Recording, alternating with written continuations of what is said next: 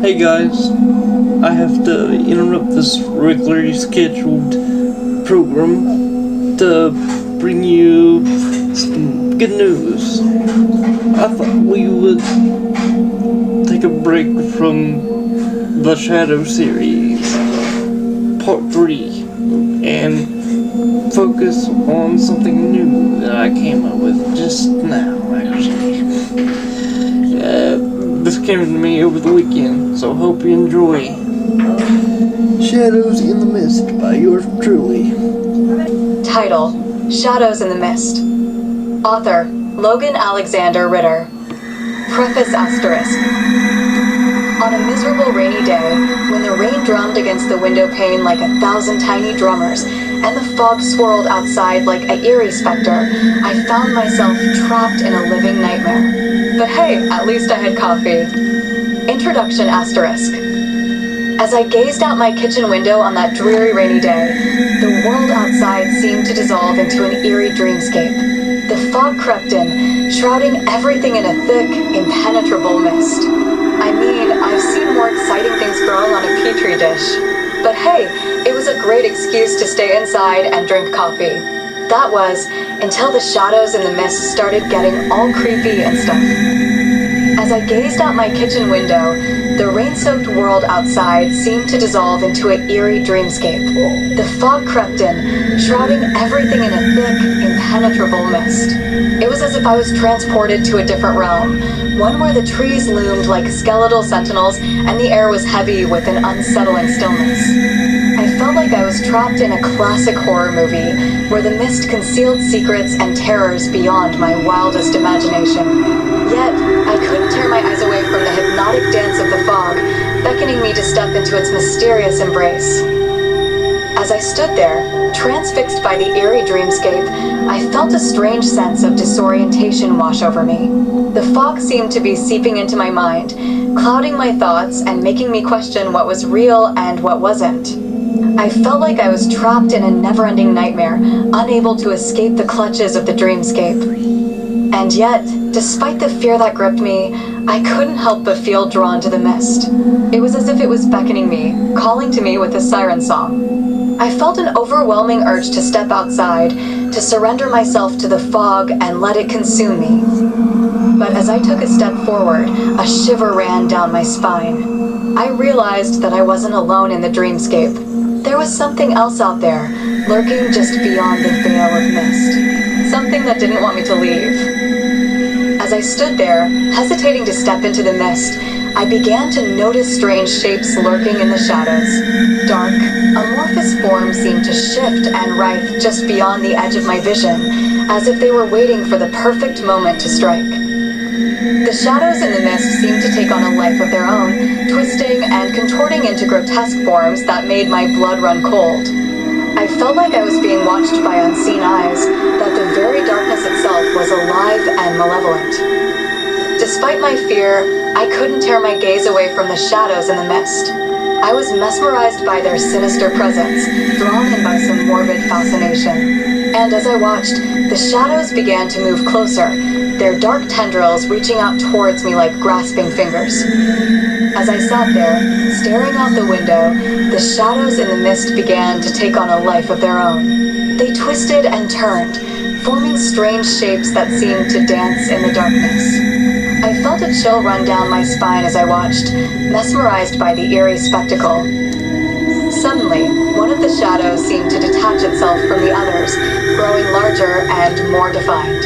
It took on the shape of a figure, tall and imposing, with eyes that glowed like embers in the darkness. I felt a scream building in my throat as the figure began to move towards me, its presence filling the room with an unspeakable horror. And yet, despite my fear, I couldn't look away. I was trapped in the grip of the shadows, unable to escape their dark allure. As the figure drew closer, its eyes seemed to burn with an otherworldly intensity, piercing through my very soul. I tried to scream, but my voice was frozen in my throat. My body was paralyzed with fear, unable to move or escape the clutches of the darkness. The figure loomed over me, its presence suffocating, and I felt myself being drawn into its dark embrace. Just as all hope seemed lost, The figure vanished into thin air, leaving me shaken and gasping for breath. The shadows in the mist seemed to dissipate, and the dreamscape faded away, leaving me standing in my kitchen, wondering if it was all just a terrible nightmare. But as I turned away from the window, I couldn't shake the feeling that something was still watching me, lurking just beyond the edge of my perception. The memory of the shadows in the mist haunted me, a constant reminder of the horrors that lay just beyond the veil of reality. As I stood there, trying to process what had just happened, I couldn't shake the feeling that the shadows in the mist had left a lasting imprint on my mind. The memory of their sinister presence lingered, a constant reminder of the horrors that lay just beyond the edge of reality. I felt like I had been forever changed by the experience, as if my perception of the world had been altered in some fundamental way. And yet, despite the fear and unease that still lingered within me, I couldn't help but feel drawn to the mist once again. It was as if the shadows had left a siren's call within my mind, beckoning me to return to the dreamscape and confront the horrors that lay within. I knew that I couldn't resist the call forever, and that eventually I would have to face whatever lay beyond the veil of mist. But for now, I stood frozen in my kitchen, trapped in a world of uncertainty and fear, haunted by the memory of the shadows in the mist. The eerie whispers in the mist are becoming more intense and haunting, driving me to a state of heightened anxiety. The voices seem to be closing in, making it difficult to distinguish reality from the nightmarish dreamscape. As the mist thickens, the whispers grow louder, more urgent and sinister. I feel like I'm being surrounded, the voices whispering in my ear, making my skin crawl. The words are indistinct, but the malevolent intent is clear. My mind races, trying to make sense of the chaos, but the whispers seem to be seeping into my thoughts, muddling my reasoning. The fog swirls around me, a living entity that's closing in for the kill. I try to flee the mist and find shelter, but my legs feel heavy and unresponsive. I attempt to confront the voices and the mist, but my voice is barely a whisper, drowned out by the cacophony of whispers. I feel myself surrendering to the darkness, letting it consume me, as the mist closes in, a suffocating shroud. When I wake up, everything is silent, but the mist is still there, carrying the whispers back at me. The horrors that lurk just beyond the veil of reality are still present, waiting to pounce. As I stand there, frozen in fear, the mist begins to swirl around me, a maddening vortex that threatens to pull me under. The whispers grow louder, more urgent, and I feel myself being drawn into their dark embrace. Suddenly, a cold hand reaches out from the mist, grasping my wrist and pulling me closer. I try to struggle, but my body feels heavy, weighed down by some unseen force. The hand pulls me deeper into the mist, and I feel myself disappearing into the darkness.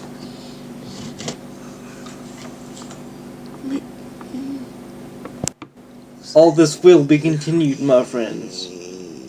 And if you missed any one of these, everything you hear here or see here, you'd find on YouTube or any of my other social media platforms. I'll try to put them in the description. The eerie whispers in the mist are becoming more intense and haunting, driving me to a state of heightened anxiety. The voices seem to be closing in, making it difficult to distinguish reality from the nightmarish dreamscape. As the mist thickens, the whispers grow louder, more urgent and sinister. I feel like I'm being surrounded, the voices whispering in my ear, making my skin crawl. The words are indistinct, but the malevolent intent is clear. My mind races, trying to make sense of the chaos, but the whispers seem to be seeping into my thoughts, muddling my reasoning. The fog swirls around me, a living entity that's closing in for the kill.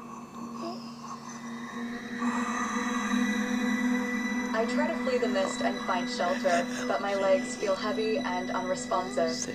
I attempt to confront the voices and the mist, but my voice is barely a whisper, drowned out by the cacophony of whispers. I feel myself surrendering to the darkness, letting it consume me, as the mist closes in, a suffocating shroud. When I wake up, everything is silent, but the mist is still there, carrying the whispers back at me. beyond the veil of reality are still present, waiting to pounce. As I stand there, frozen in fear, the mist begins to swirl around me, a maddening vortex that threatens to pull me under. The whispers grow louder, more urgent, and I feel myself being drawn into their dark embrace. Suddenly, a cold hand reaches out from the mist, grasping my wrist and pulling me closer. I try to struggle, but my body feels heavy, weighed down by some unseen force. The hand pulls me deeper into the mist, and I feel myself disappearing into the darkness.